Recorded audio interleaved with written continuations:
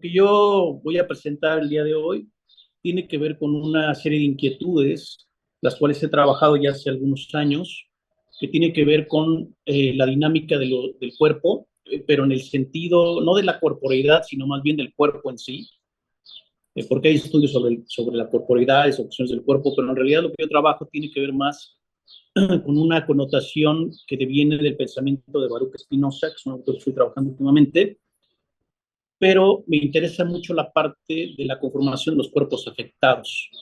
La plática o la ponencia o digamos lo que vamos a platicar hoy se denomina hacia la potencia de las afecciones, una reflexión más allá del cuidado. Entonces, comienzo diciendo que hablar del cuerpo es hablar de múltiples determinaciones. Los cuerpos son diversos, los cuerpos son complejos, los cuerpos tienen necesidades, los cuerpos también requieren de proyectos que atiendan a su dinámica libertaria. Y desde esa perspectiva me interesa plantear un poquito esas afectaciones de los cuerpos y la dinámica del cuerpo en sí y el cuidado mismo del cuerpo. Entendiendo esta primera parte, los cuerpos también podemos entenderlos como cuerpos que están en potencia, es decir, que tienen la posibilidad de moverse, que tienen la posibilidad de potenciarse a sí mismos. Y en ese sentido, las primeras implicaciones tienen que ver con que vamos a encontrar que los cuerpos, por el hecho de ser cuerpos, en el sentido de que son cuerpos vivos, también están, digamos, determinados por las afecciones, los afectos y las afecciones. Entendiendo los afectos en términos spinocianos como lo que sentimos, como lo que percibimos, como lo que percibe nuestro cuerpo, que obviamente lo pueden manifestar a través del alma o del espíritu en el sentido estricto de la palabra. Y esa perspectiva de las afecciones son aquellos afectos que se convierten en elementos que pueden afectar otros cuerpos también, y los pueden afectar tanto positivo como negativamente. Las afecciones pueden ser positivas o negativas. Las afecciones, por ejemplo, positivas son como el amor, la atención, ese tipo de elementos son afecciones positivas que nos permiten potenciar nuestros cuerpos. Pero también hay afecciones negativas como el odio, el enojo, la ira, y esos cuerpos merman la potencia, dice Spinoza. ¿No? Hay una merma de la potencia y eso implica de pronto que esos cuerpos puedan ser afectados desde sí mismos o desde el exterior. ¿Sí? Es decir, ese tipo de manifestaciones que tenemos pueden generar angustia, desolación, ira, enojo, y entonces hay una disminución de la potencia en sentido estricto de la palabra. Partiendo de estas premisas, entenderíamos entonces que esos cuerpos que pueden ser afectados también requieren de cuidado. Entonces, por ahí va un poquito la idea la cual voy a desarrollar. Y en ese sentido, entendiendo la dinámica de los cuerpos, quiero comenzar con una noción que inclusive antes de la Edad Media se pensaba que cuerpo y alma eran prácticamente dos cosas separadas.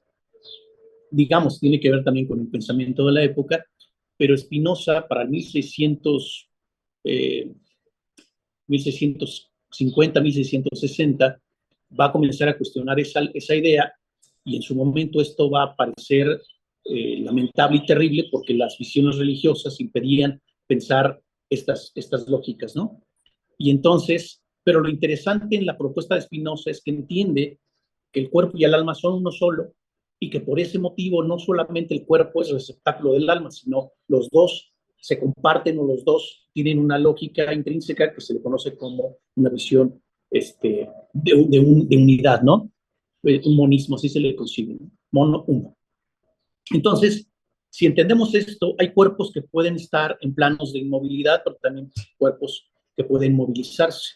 Y la idea es la búsqueda de estos cuerpos que están inmovilizados en su momento y que pretenden movilizarse. En la época de Spinoza, Spinoza está hablando de algo que le conoce como la multitud, es decir, como el conjunto de individuos, el conjunto de cuerpos que pueden unirse con otros cuerpos, y al unirse con otros cuerpos invitan o implican una potencia de movilización. Por eso, a últimas fechas, Spinoza ha sido retomado muchísimo por los movimientos sociales. Es la unión de los cuerpos, que tienen intereses particulares, pero esos intereses particulares se relacionan con intereses colectivos.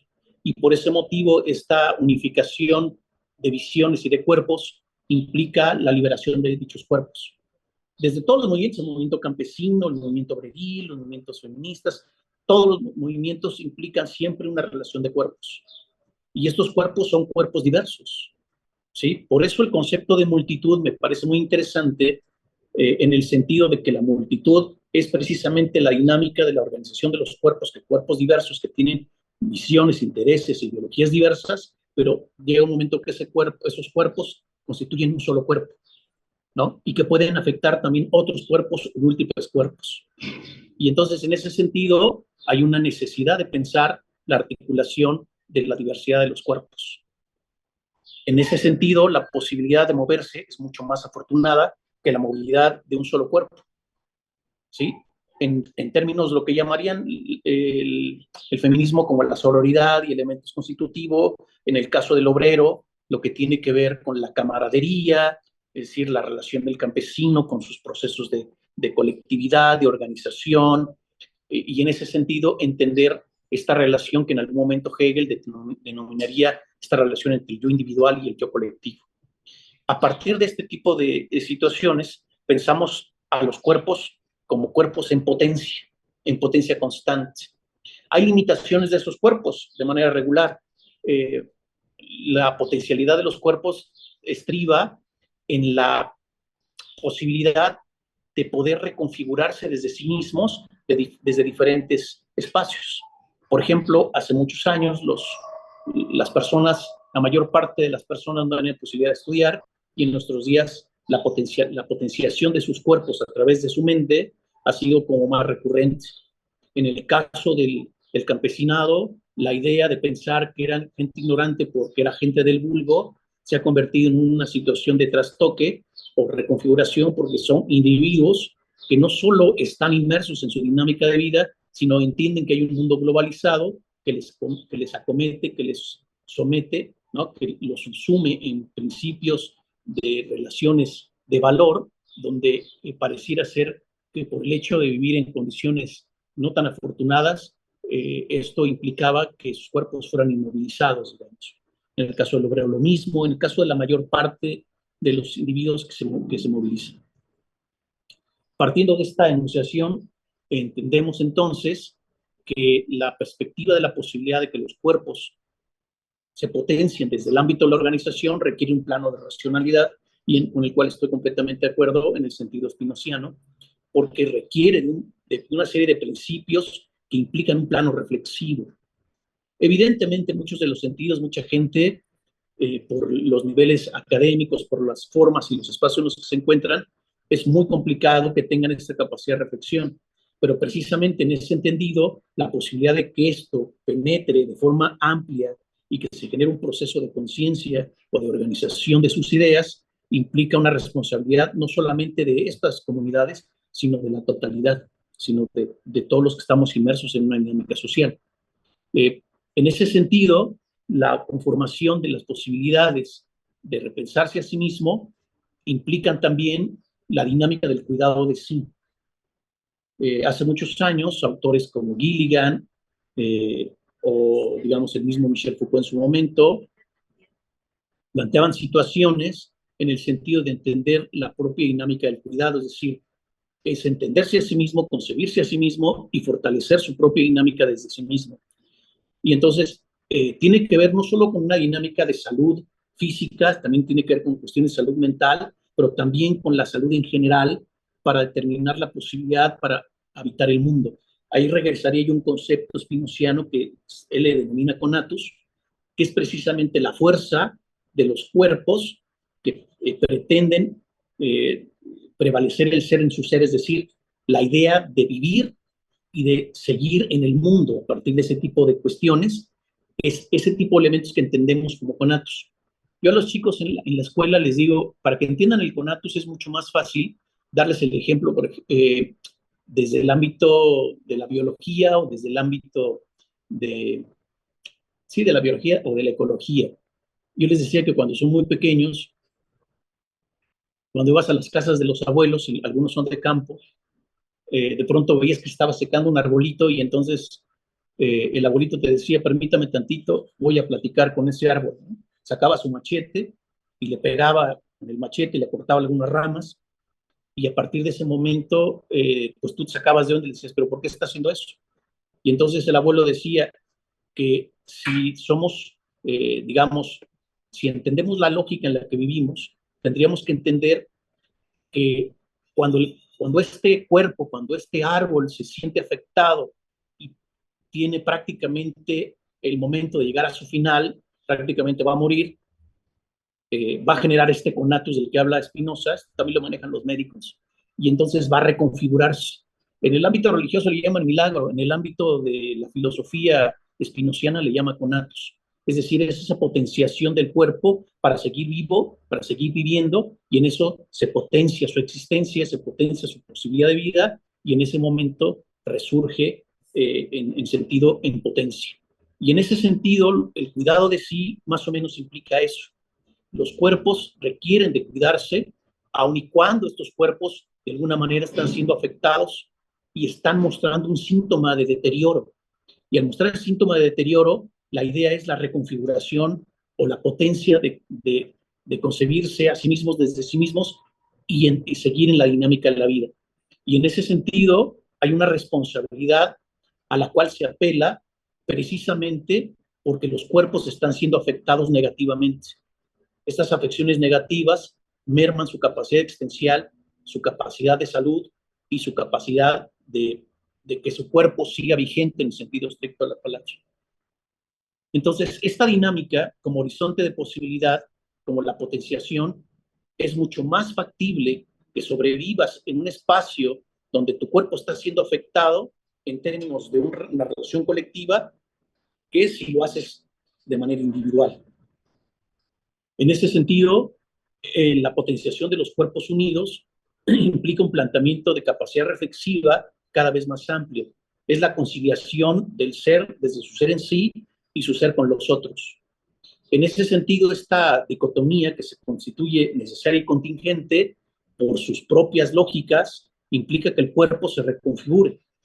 Y en ese entendido, la condensación de las diferencias pueden confluir y entrar en un plano de cuidado más amplio, no solamente en el espacio público, sino también en el espacio, digamos, de las familias, en el espacio de lo local, en los espacios en los que puede converger las relaciones entre nosotros y los otros, por ejemplo. Uno de los grandes problemas que se tienen a nivel general es la dinámica de la violencia hacia los cuerpos, y lo hemos estado viendo últimamente en el sentido de la aniquilación de los cuerpos, no del cuidado del cuerpo, sino en la aniquilación de los cuerpos. Y hay diferentes ejemplos para entender esas afectaciones de los cuerpos, desde las guerras, por ejemplo, ahorita lo que estamos viviendo con la posibilidad de una tercera guerra mundial que es catastrófica y compleja, hasta la violentación en el caso de lo que hace el crimen organizado con los cuerpos de los hombres y las mujeres, la violentación de los cuerpos en los diferentes espacios, la violentación de los cuerpos sometidos, por ejemplo, en el ámbito laboral, como lo es en el caso del ámbito obreril. Como dice Marx, lo que sucede en el ámbito obreril es que el capital succiona la sangre del obrero y lo único que queda es más que la pelleja. Y en ese sentido, la mayor parte de la gente en la dinámica del capital está subsumida bajo esa lógica. No solamente la ponencia es un rato, ¿no? Es decir, ¿cómo es posible que contraten a las personas y digan, bueno, pues voy a liberar, voy a potenciar mi propia dinámica existencial, cuando en realidad lo que estás haciendo es no pagarle seguro, es no tenerlas en condiciones favorables, digamos, hay un proceso de sobreexplotación, mayoritariamente en el caso de las mujeres, por esa explotación o por esa acumulación de capital por despojo, por desposesión.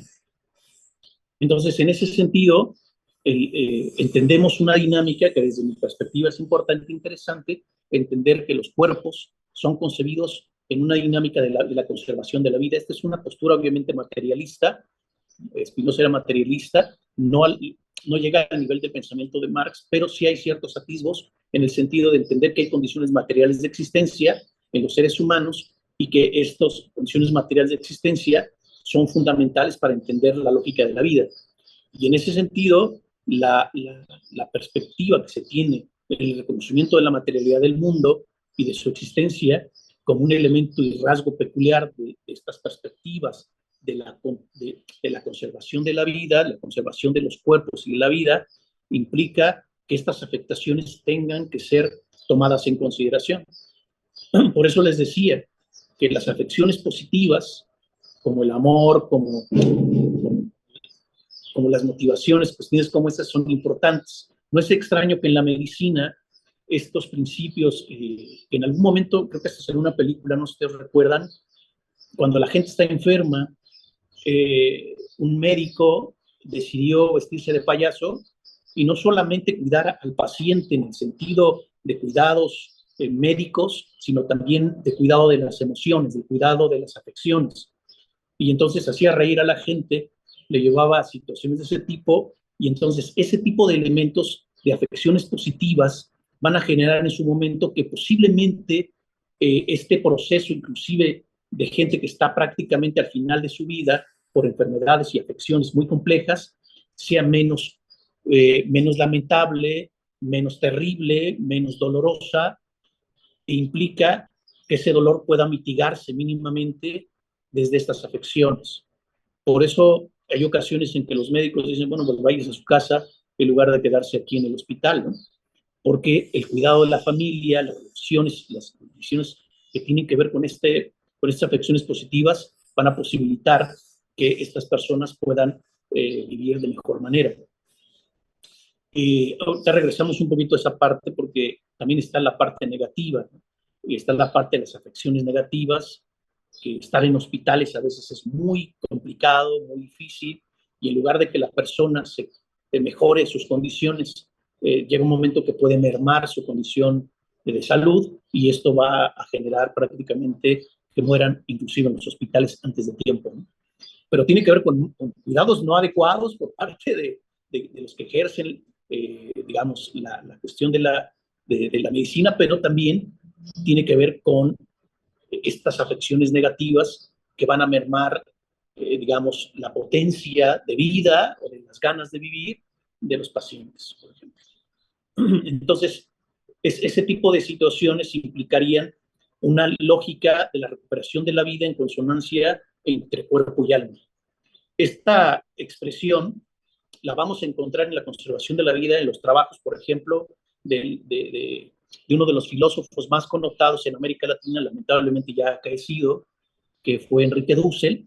Y Enrique Dussel planteaba de manera general, o casi siempre planteaba esta situación, de que uno de los elementos más importantes era precisamente la vida.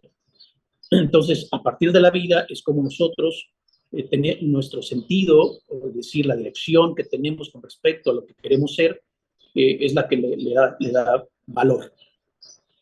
Y entonces, nada más que Dussel se va muchísimo con el cuidado o con la lógica de la conservación de la vida en la mayor parte de los casos, en el caso de la víctima, ¿no? O lo que llamaría Paulo Freire la cuestión del oprimido. Y en ese sentido, estos derechos y libertades, desde la perspectiva de la ética dusseliana, nos permite entender que hay una importancia del cuidar y hacernos cargo de los otros, ¿no? Dussel utilizaba mucho a un autor llamado Emmanuel Levinas, que habla de la otredad. ¿Y qué significaba? Bueno, pues en términos dusselianos, él decía que el rostro de los otros nos interpela, es decir, del desarrapado, de aquel que vive en condiciones lamentables, de la viuda, de las mujeres vilipendiadas, del obrero castigado por la dinámica del capital, etcétera. Esos son las víctimas, esos son los oprimidos, son aquellos a los cuales tendríamos que cuidar.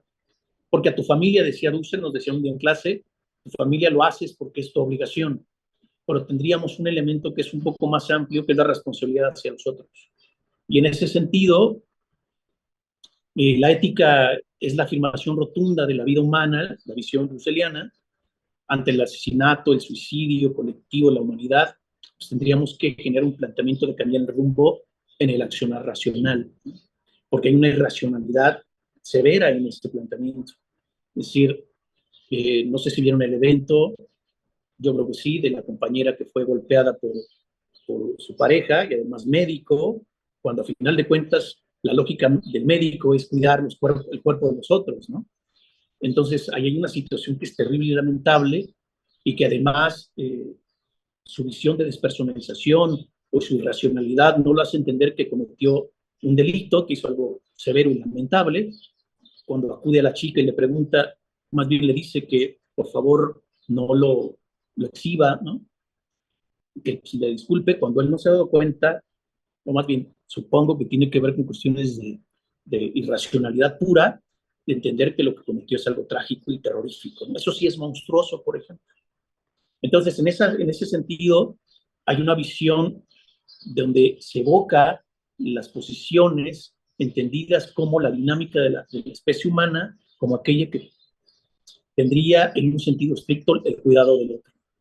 ¿Pero qué entendemos por el cuidar o por el cuidado del otro?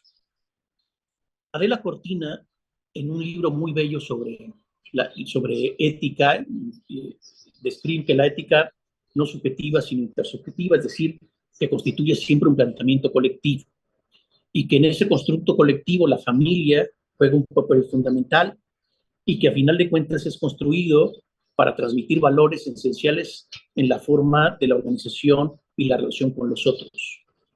Hace algunos años, no sé si recuerden, lamentablemente ya no aparecen, para enseñar un poco la ética nicomaco, ético-nicomaquea de Aristóteles, el Canal 11 mostraba unos videos donde decía Aristóteles, la mejor forma para que tú puedas educar a tus hijos en términos de una dinámica de ética es que le muestres algo y que eso él lo imite, digamos, ¿no? Es decir, el ejemplo es el que te permitirá que tú muestres o le enseñes ética a la gente cercana y en general.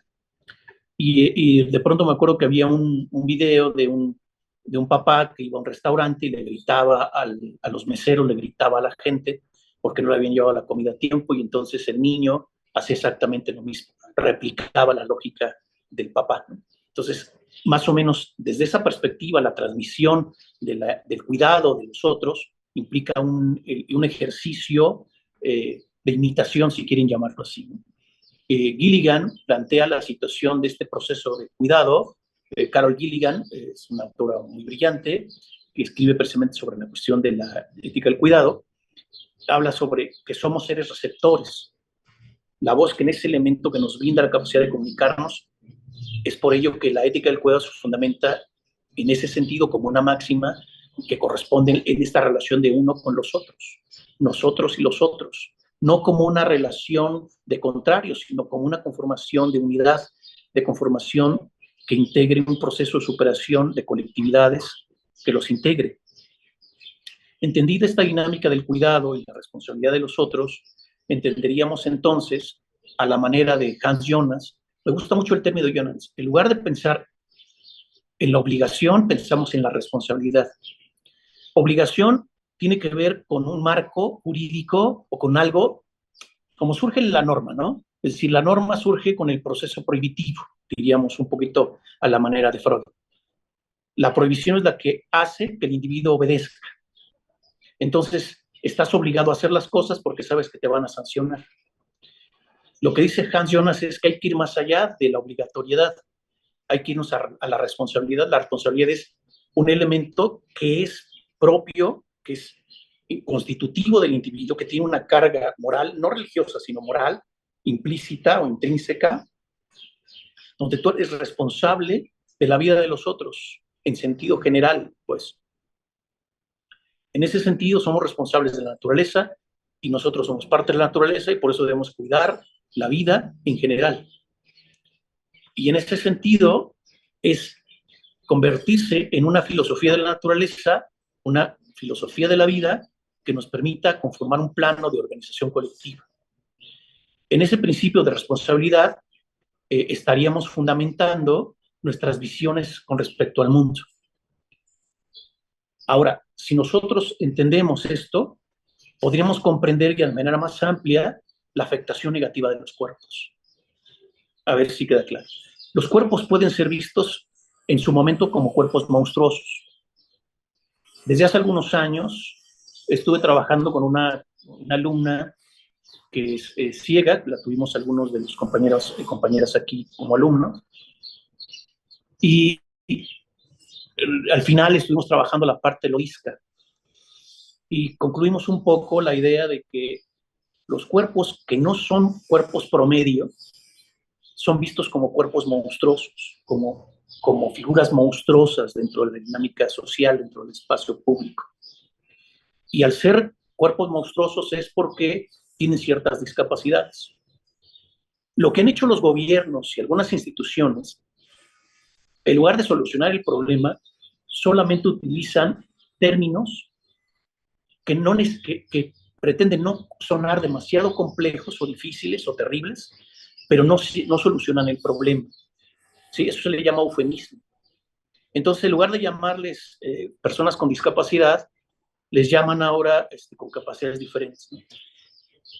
Pero en realidad, cuando los miran con desdén o los miran con amargura o los miran con tristeza. Eso lo concluimos y lo llegamos a ver en lugares variados. La compañera Norma y yo, la doctora Norma.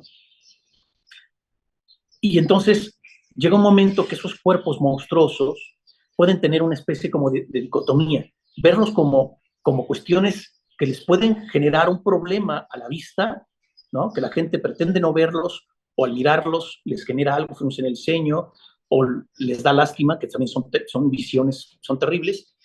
Y lo otro es verlas en el sentido estricto como si fueran individuos angelicales, que me parece lo más ridículo de la vida.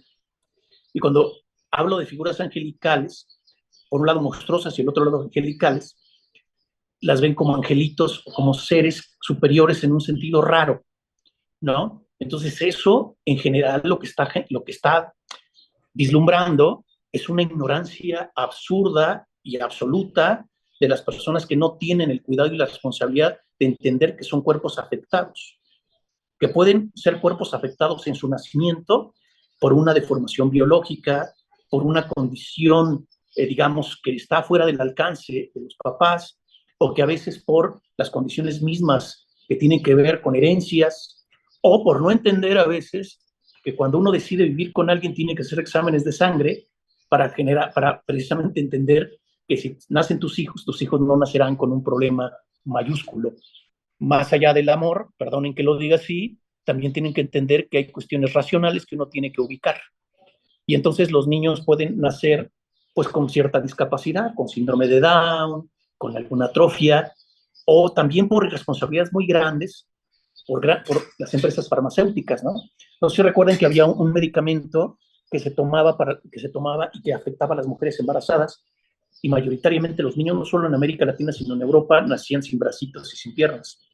Entonces, ese tipo de afectaciones son afectaciones precisamente por la misma dinámica del mercado, por la dinámica de la venta de productos que inclusive en ocasiones ya no se venden en algunos países, pero con tal de incrementar su tasa de ganancias se siguen haciendo.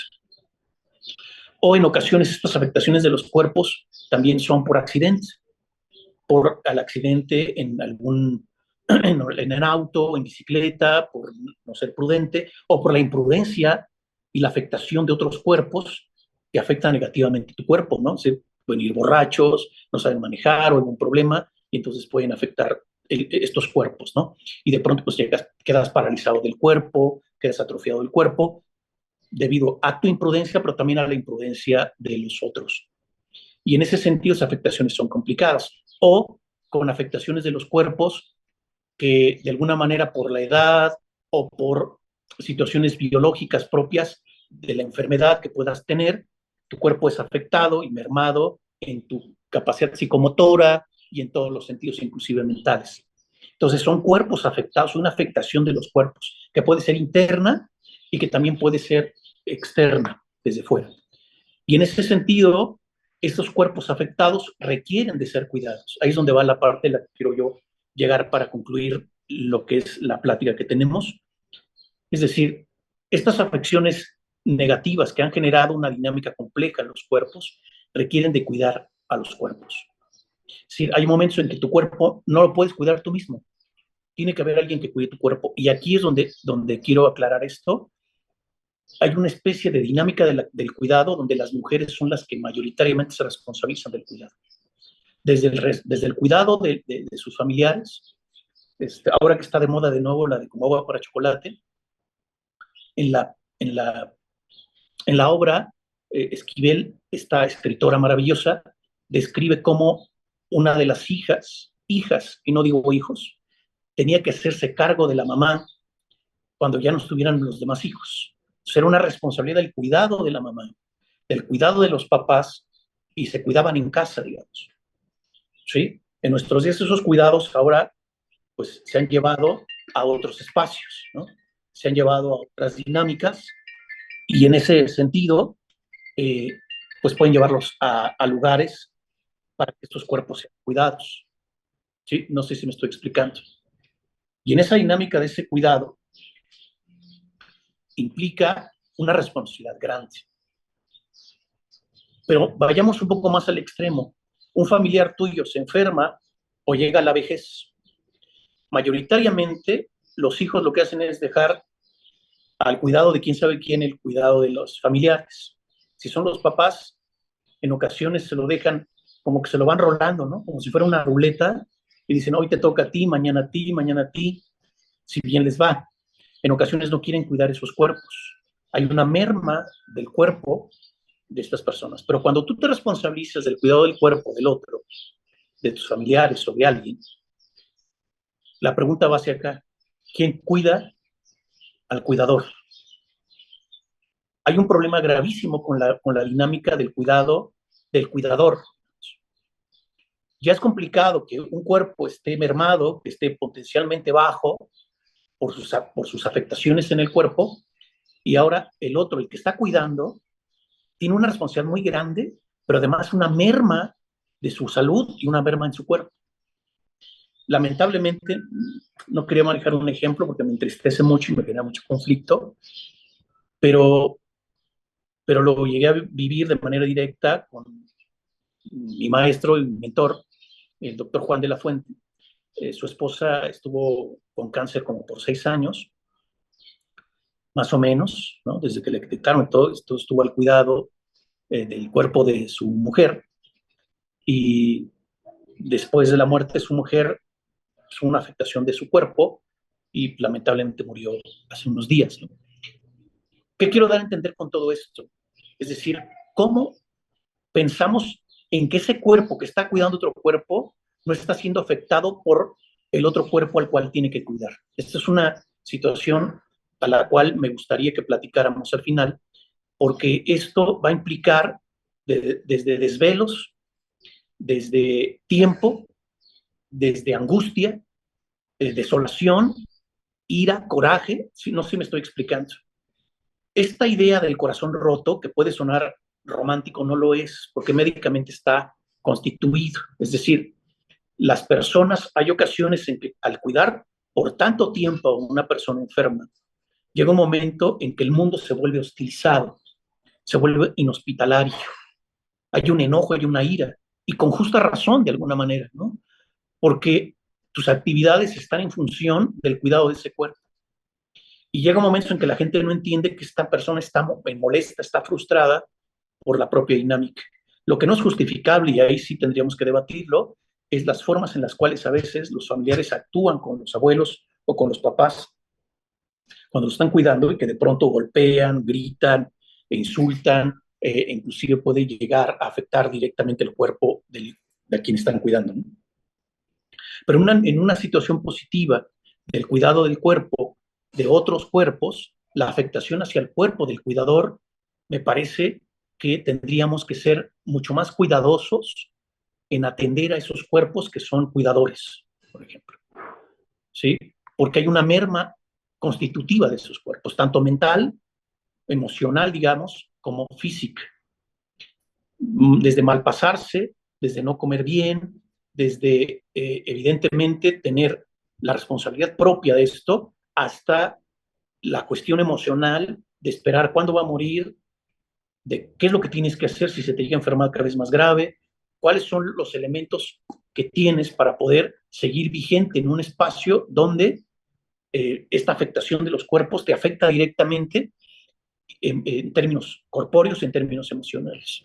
Entonces, esto implica una especie de decadencia del cuerpo, tanto el cuerpo afectado primario como el cuerpo secundario, que es el cuidador.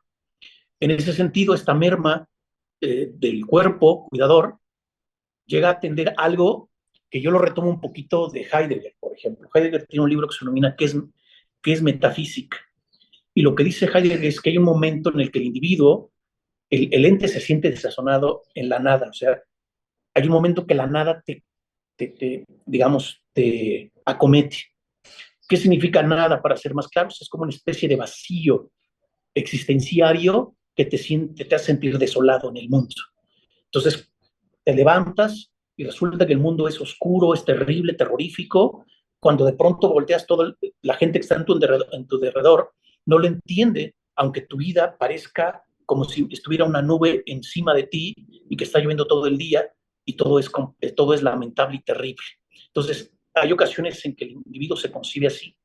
Y dice Heidegger que esto va a llevar al individuo a la angustia y que va a llevar a otros elementos de afecciones que son muy importantes en términos de salud mental, que es precisamente la angustia y la ansiedad, que son dos elementos que se están volviendo intrínsecos en la sociedad contemporánea. De alguna manera, estos dos elementos nos están llevando a la merma de una vida con dignidad, pues.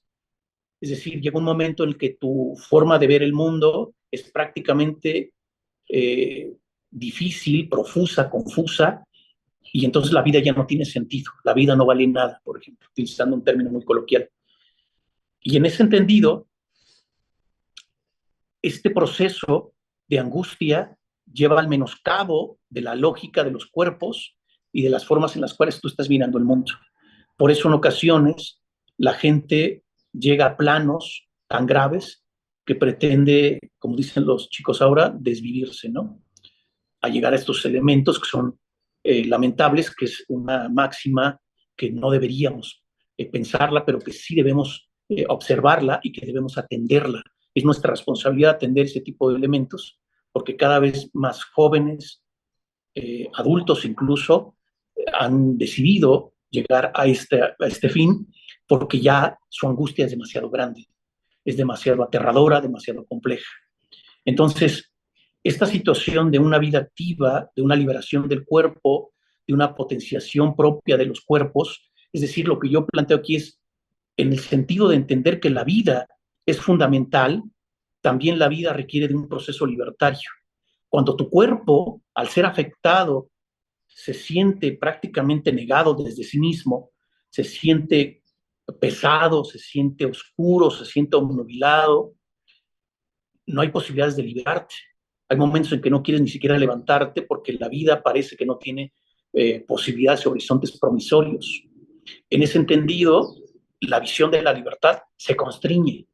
La posibilidad es de que tenga sentido, es decir, que hay una dirección sólida del sentido de la vida, válgame la tautología, deja de ser un elemento constitutivo de tu forma de pensar y de tu forma de sentir. Los dos elementos son fundamentales.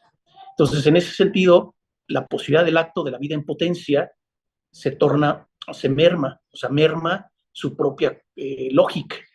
Y en ese sentido, me parece importante que la conformación del cuidado de los cuerpos sea fundamental y que sea un elemento constitutivo tanto de políticas públicas como de relaciones de familia, de relaciones de integración colectiva para poder, digamos, atender estas afecciones negativas del cuerpo. En ese sentido, la dinámica de los cuerpos en convivencia se podría fortalecer en esta dinámica de relaciones de lo colectivo. ¿Sí? La cuestión, por eso es importantísimo la dinámica de las terapias, pero también la dinámica de la atención de las relaciones que tienen que ver con las amistades y también con las relaciones familiares. Por eso no es extraño que estas necesidades amplias que fueron, digamos, potencialmente amplias en el caso de la pandemia, que por el hecho de estar encerrado se potencializaron las afecciones negativas. Es decir, las peleas intrafamiliares, las peleas en los diferentes lugares, ¿no? La gente en situaciones de angustia, pero también de ira, generó que se potenciaran todos ese tipo de afecciones negativas y que de alguna manera afectaran la vida de muchos y de muchas en sentido general. Ahora, en ese sentido, este cuidado, el cuidado de los cuerpos, que mayoritariamente, como bien comentaba hace un rato, tiene que ver con el caso de las mujeres, se tiene que atender en diferentes sentidos. Por eso, esta cuestión de la salud mental me parece que es fundamental y me parece que no es un elemento que en nuestros días sea ni por parte del aparato gubernamental y que también en algunas escuelas lo toman como vamos a meter a un psicólogo, una psicóloga, vamos a meter a alguien para que hable con los chicos, pero no hay un seguimiento tácito del asunto, ni siquiera conocedores y conocedores de las características y las formas en las cuales estos cuerpos han sido afectados, desde cuerpos que son discapacitados, desde mujeres que han sido violentadas y desde niños que han sido violentados, por ejemplo. Entonces, la responsabilidad me parece que tiene que ver con un ámbito de lo colectivo. Es esta relación entre el yo individual y el yo colectivo. Estas implicaciones que permiten potenciar la lógica del cuidado de la vida, de este conatus que es posible desde lo individual, pero que también es posible desde lo colectivo, como una posibilidad de libertad, pero no la libertad en el sentido fatuo, sino en el sentido amplio de la palabra. La libertad es en el sentido de razonar, de pensar, de decidir, de concebir y de un accionar que esté en función de la potencialidad de la mejora de las condiciones colectivas y no solamente de los intereses particulares, que esto es la lógica en la que hemos entrado por la misma dinámica de la forma valor, la forma del capital, la dinámica del capital, donde nos han enseñado que primero yo, luego yo y al final yo. Y lo he discutido con alumnos y alumnas cuando me dicen es que primero para que uno esté bien tiene que estar bien uno. Les digo, sí, pero tienes que entender que esta relación de uno tiene que siempre pensarse en términos dialécticos con el otro y con los otros y con los individuos que están intrínsecamente relacionados a la dinámica societal. Entonces, yo consideraría importante recuperar la situación de nosotros antes de pensar en una situación individualizada. Por eso terminaría diciendo que pensar la responsabilidad y el cuidado son elementos constitutivos de una lógica donde los cuerpos pueden potenciarse y en el caso, por ejemplo, nosotros en estas discusiones, entender que podemos potenciarnos a través de la palabra y a través de la relación que tenemos cada uno de nosotros y de nosotras para poder generar condiciones y horizontes de posibilidad cada vez más halagüeños en lugar de que sean elementos de angustia y desolación. Lo dejo hasta acá. Muchas gracias.